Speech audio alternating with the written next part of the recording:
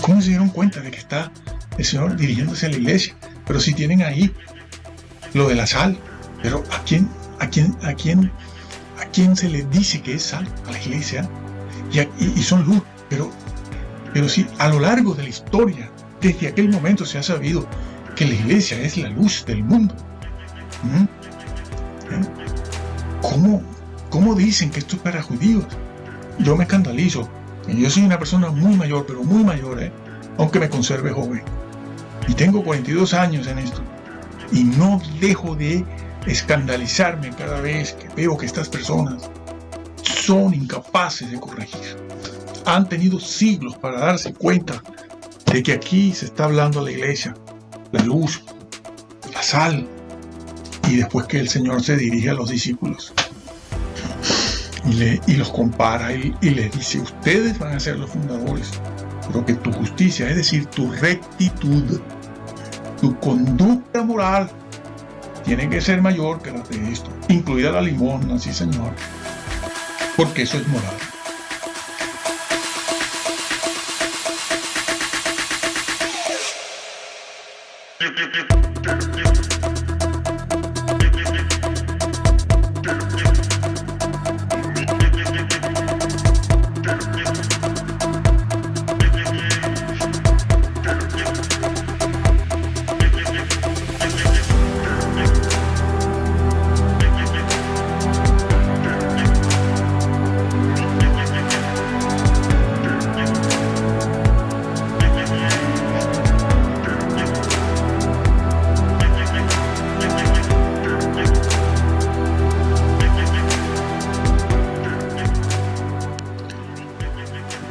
Porque no tomaron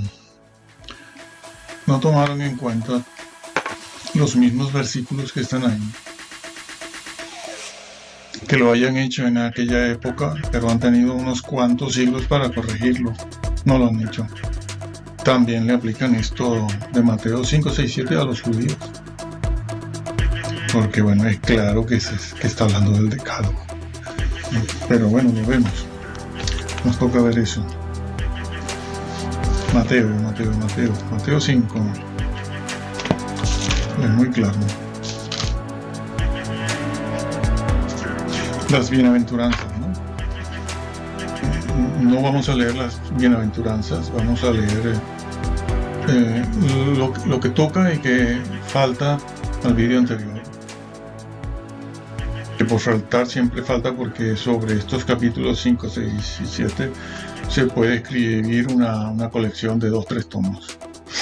Bueno, el versículo habla de las bienaventuranzas, ¿no? Bienaventurado el pobre en espíritu, los que lloran, los mansos, bienaventurados todos ellos.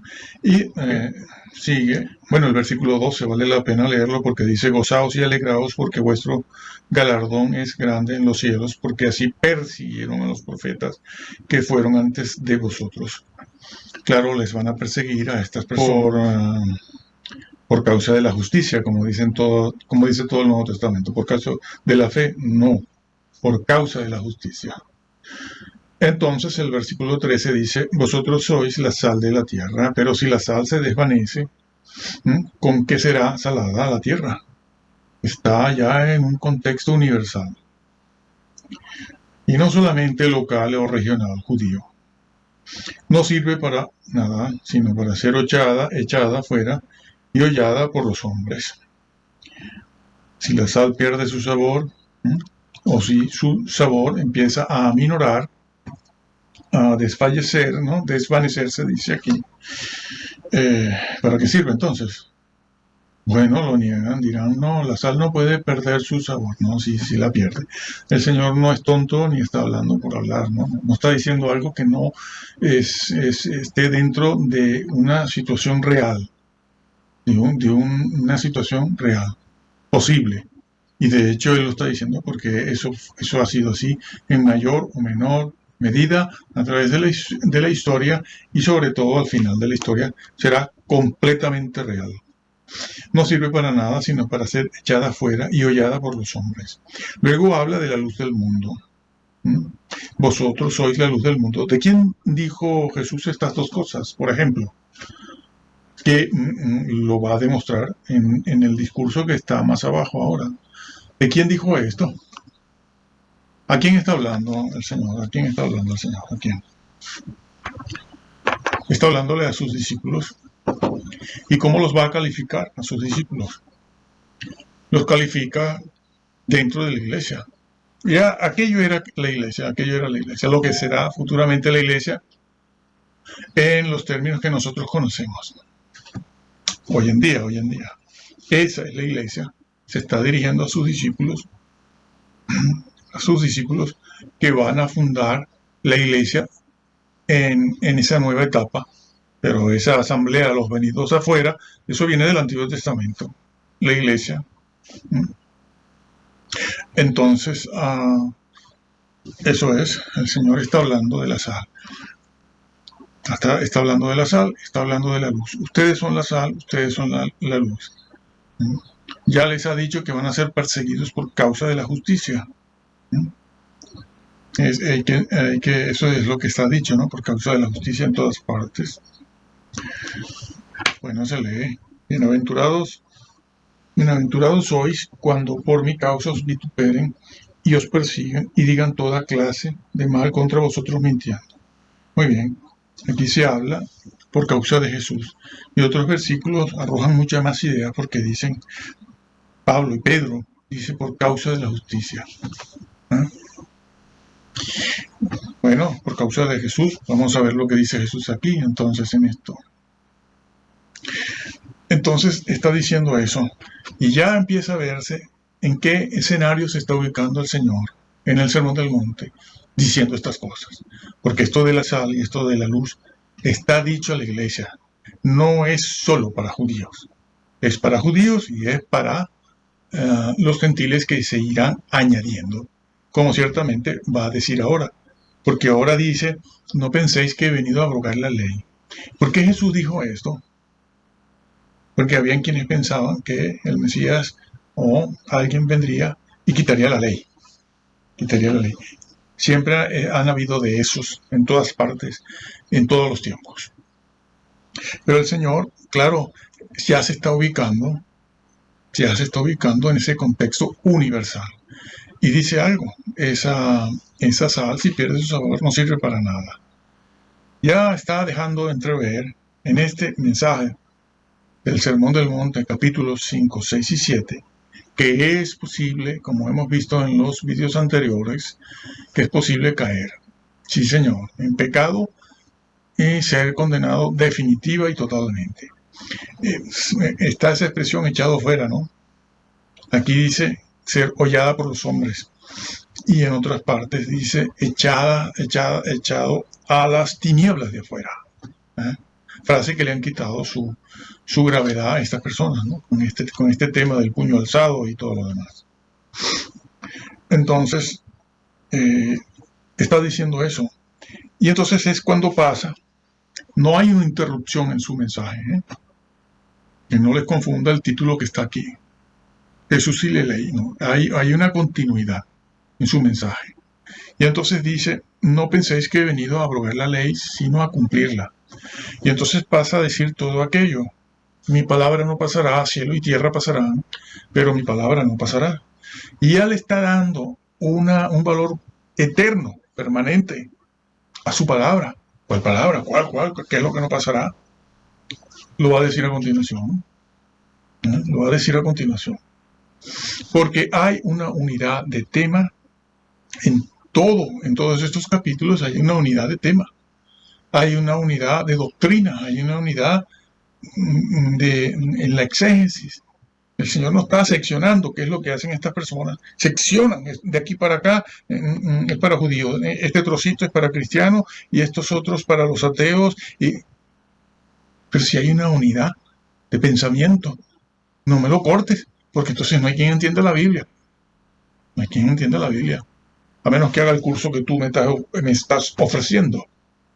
Pero yo no voy por ese curso, yo voy por la Biblia. Yo voy por aquí. Entonces, el Señor está diciendo eso. Mi palabra no pasará.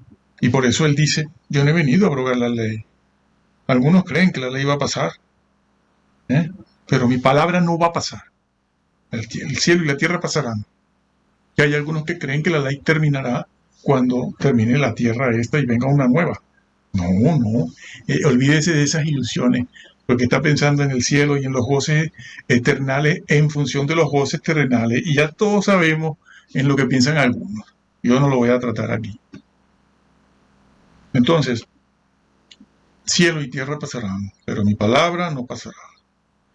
Y entonces, con eso ya empieza o continúa dándonos a entender que Él nos va a abrogar su ley, que su ley es de valor permanente, no es solo para judíos, porque los judíos sí van a desaparecer allí con el templo. En el año 70 se acaba todo, se acabó, pero su ley no se acabó, siguió en la iglesia. Y tan es así que Él dice, cualquiera que afloje. La palabra esa quebrantar en el griego todos lo saben ya, eso es ya de conocimiento popular. Ese vocablo, esa palabra en griego, es aflojar, no es quitar, que les gusta eso, el que quite no, es aflojar, es aminorar, es restarle valor a algún precepto de su ley, porque en la ley está el decálogo, pero están las normas y están los preceptos y están los testimonios, que son unos cuantos, todo de orden moral, todos son de orden moral. Y entonces el Señor lo ha dicho aquí. Cualquiera que afloje, aminore, eso es lo que hacen. Desde el momento en que un miembro de la iglesia, ustedes 4, ustedes 20, van y preguntan y dicen, señor pastor, o señor obispo, señor padre o cura, y esto aquí, dice, no te preocupes por eso. Esas son cosas pequeñas, insignificantes. Tú vive tu vida feliz y tranquilo, tú ven aquí y ya está. Sí. A veces puede que tengan razón en alguna cosa y otras veces te están enviando a la ajena directo, porque están aflojando, y venga, y esto que Roma sí cree en los mandamientos, siempre ha creído, siempre. Es la otra parte, es la contrapartida, esa parte que nos dice que la ley no. Incluso, no lo voy a explicar ahora, pero incluso una cosa que cuando yo lo vi, bueno, me acosté vaya en cama, como dicen que ¿se acuerdan de Colosenses 2? Donde se dice que el Señor crucificó en la cruz el acta de los decretos que había contra nosotros. Entonces dicen, no puede ser eso de Mateo 5, 6, 7, porque el Señor, el decálogo lo crucificó y ya no vale para nada. Eso lo dijo el apóstol Pablo en Colosenses 2, no recuerdo, versículo 9 serán. Bueno, yo me quedé así, Dios mío, ¿dónde ha llegado esta gente? O sea, claro, nada de decálogo, nada de ley moral, nada de nada. Eso fue crucificado. Pero Pablo dice todo lo contrario. El Señor mismo lo dice. La iglesia del siglo I, la iglesia apostólica del siglo I y II, dicen todo lo contrario también. ¿Qué están diciendo ustedes de que el decálogo fue crucificado? ¿Qué entienden ustedes por el acta de los decretos que habían en contra del hombre? Han entendido mal eso, Eso es un horror decir eso. Y va contra lo que el Señor está diciendo aquí en Mateo 5, 6, 7. ¿Qué han hecho? Y no corrigen. Bueno, que se equivocaron en el siglo XVI, pero ustedes han tenido unos cuantos siglos para corregir y han tenido mucho más recursos para darse cuenta de lo que viene diciendo. No lo tomaron en cuenta estos versículos. No se ubicaron en el escenario donde está Jesús. Y entonces el Señor dice, cualquiera que quebrante uno de estos más pequeños, pequeño será llamado. Pero más adelante va a decir que otros se condenan. Eso coincide con lo que más tarde va a decir Pablo en 1 Corintios 3, que nosotros ya hace 1 año y medio se lo dijimos, ¿no? El maestro que edifica con oro, el que edifica con heno, que se salvó de milagro, no tendrá un grado de glorificación importante. No está en la ajena, pero está pasando esa persona eh, no estará muy bien. No estará quemándose, pero tampoco estará donde estarán los que fueron fieles, los que edificaron con oro y piedras preciosas, y estará casi que con remordimiento. Eso incluso lo atestigua la historia de 3000 años. Y está el otro maestro que se condenó por insistir. Destruyó. ¿Qué destruyó? Como ya hemos dicho miles de veces, la fe, que se destruye. Herejías destructoras de qué, como decía Pedro lo decía, herejías destructoras. ¿Destructoras de qué? De la fe.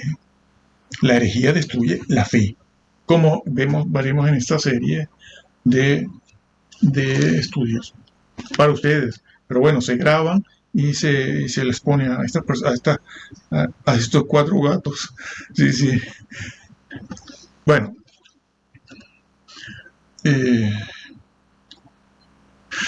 entonces dice, pequeño será llamado, aunque después va a decir que muchos no van a entrar, simplemente están condenados. Y cuando está diciendo eso, inmediatamente dice de qué está hablando. Está montado en ese escenario de la iglesia universal, donde su palabra no pasará jamás, aunque pase la tierra. Y entonces se gira a sus discípulos. ¿Por qué? ¿Por qué se gira a sus discípulos? Porque todo lo que está diciendo, se lo está diciendo a ellos, que van a ser los fundadores ahora de la iglesia.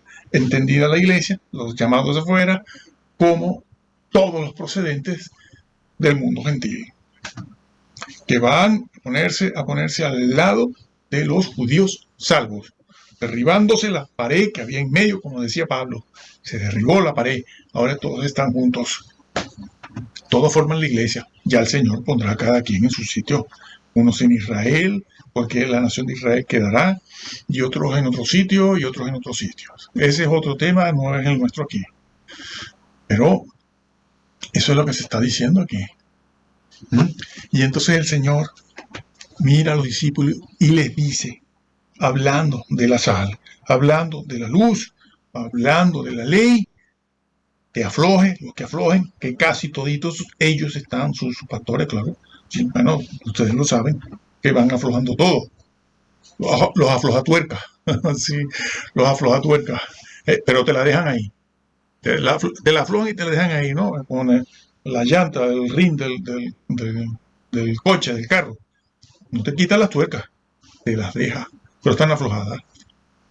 Ya está. Bueno, entonces, a veces quitan alguna tuerca, sí, o 2 o 3.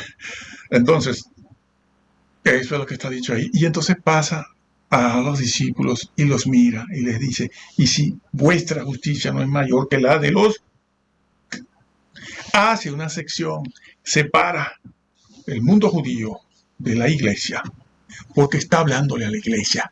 Esto no es solo para judíos, esto es para cristianos, para judíos. El Señor allí lo deja patente, visible, claro.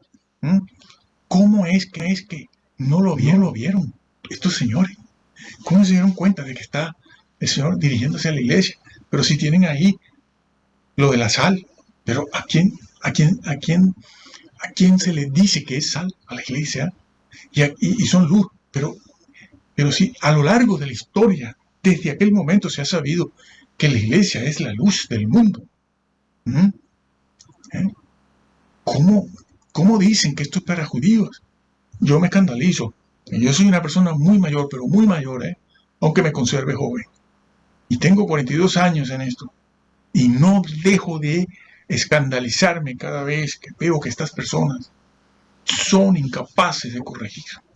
Han tenido siglos para darse cuenta de que aquí se está hablando a la iglesia, la luz, la sal, y después que el Señor se dirige a los discípulos y los compara y les dice, ustedes van a ser los fundadores, pero que tu justicia, es decir, tu rectitud, tu conducta moral, tiene que ser mayor que la de esto, incluida la limosna, sí Señor, porque eso es moral. Es que la pobreza es violencia. A ver si A ver si despertamos. La pobreza, la miseria, es violencia. Y eso es un asunto moral. Porque claro, estos están obsesionados con la fornicación, que les encanta, ¿no? El adulterio, la lujuria. Y están viendo a ver si con la doctrina de Calvino pueden hacer algo por ahí, que el Señor los perdone, porque David y Salomón, sí, sí, y te sacan eso permanentemente, te lo están sacando. Es que Salomón, y incluso les han dicho que Salomón fue salvo, porque todo lo que él escribió de bueno lo escribió después, se arrepintió, después de haber sacrificado en el fuego a sus propios hijos, por de tantas mujeres que tenía. Sí, señor, eso está ahí. Bueno, ya lo pusimos en un video. Ahí ellos no hablan de falta de amor, no, ahí no hablan de eso. Falta de amor, sí, sí. Y entonces los mira, si vuestra rectitud, si vuestra justicia no es mayor que la de los fariseos, tampoco tienes premios. No, tampoco entras en el reino. Has de seguir mi justicia. Testimonios, preceptos, normas y decálogo. Has de vivir a la altura de lo que yo gané para ti. Has de vivir a la altura de lo que yo gané para ti. Pablo decía, revestidos del nuevo hombre creado en la fe. Hombre, no, la fe no. Es permanente esto. Y no hablo de estos jóvenes de 38 o 40 años, hablo de los de 60 y 70 años, que en su vida fueron incapaces de dedicarse a escudriñar esto y creerlo y salirse de allí. Y son hombres de más de 50 años. ¿Qué podemos esperar de estos de 35, 25 que se han añadido ahora en los últimos 15 años? Nada, porque sus líderes de arriba nunca quisieron aceptar la verdad. Se durmieron. Ya no hay nada que hacer porque ahora estamos en otro periodo, ese periodo que dice el santo sea más santo, el impío sea más impío, el malo y el inicuo sea más inicuo, y el tonto sea más tonto, sí. Bueno, y entonces les está diciendo eso, tu justicia. Y Jesús nos pesa en una balanza tan fina que llega a decir lo de la limosna, porque lo de la limosna es ley moral. Por lo que les acabo de decir, es ley moral. Incluso dice, bueno, pero den la limosna, sí, claro. Sí, pero si la das como la dan ellos, tampoco sirve. Por eso les dice, si vuestra justicia no es mayor que la de los otros. Porque tú puedes dar la limosna y después venirme a mí con ese cuento de que has dado la limosna. Pero si tú la das como ellos, ¿qué es lo que pasa?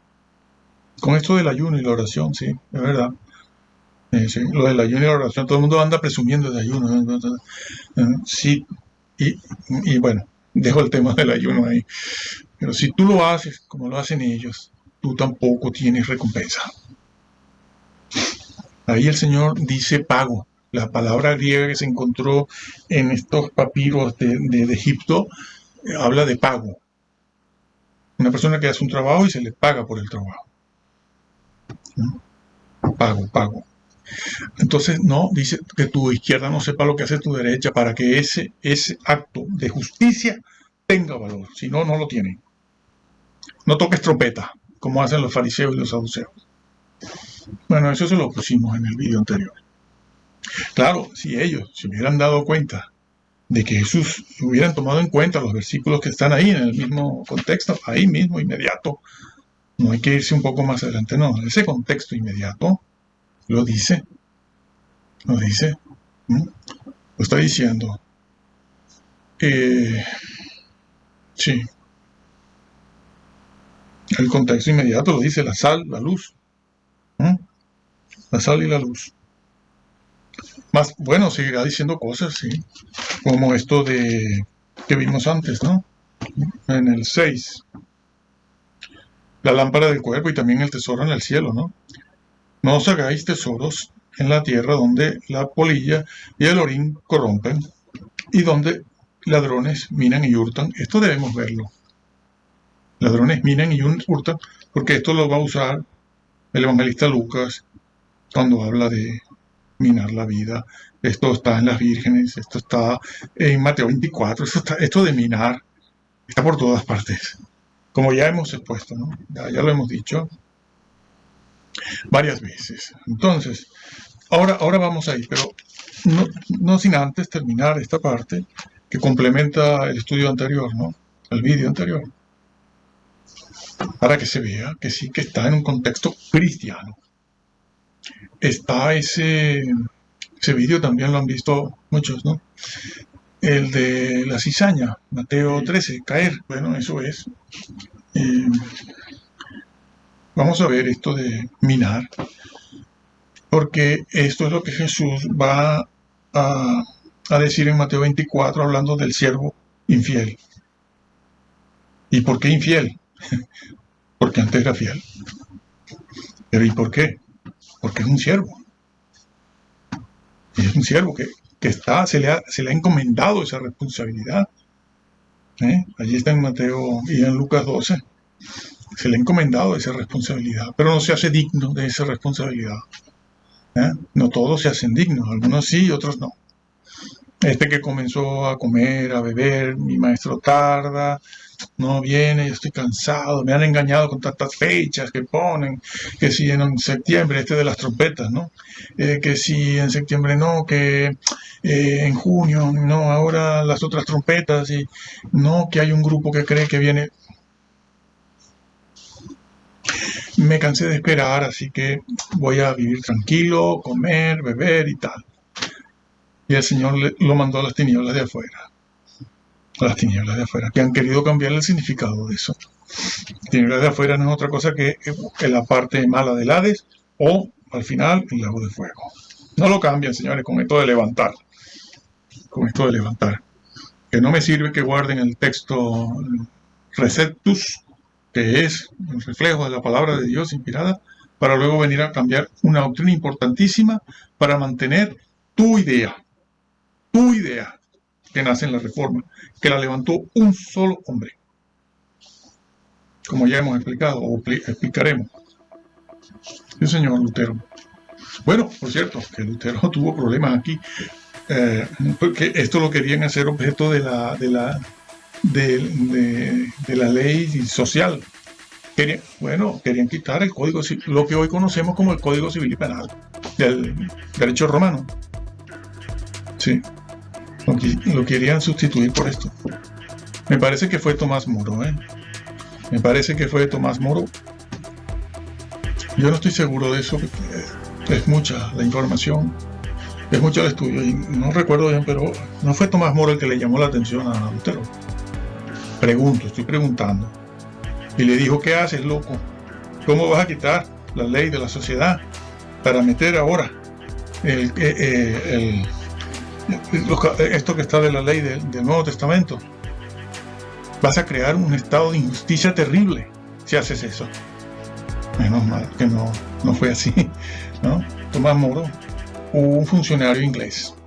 Su padre fue juez también, y su esposa, su hija, una eminente figura inglesa, sabia de la época del Renacimiento. Pero bueno, hablo, como decía Pablo, así como los locos, porque no me acuerdo bien. Bueno, entonces hay mucha difamación en eso. Han difamado a todo el mundo, estos señores, sea católico, reformado, han difamado, unos por una razón y otros por otra, al señor Erasmo. Pero es que esa misma acusación se la hicieron a Cassiodoro,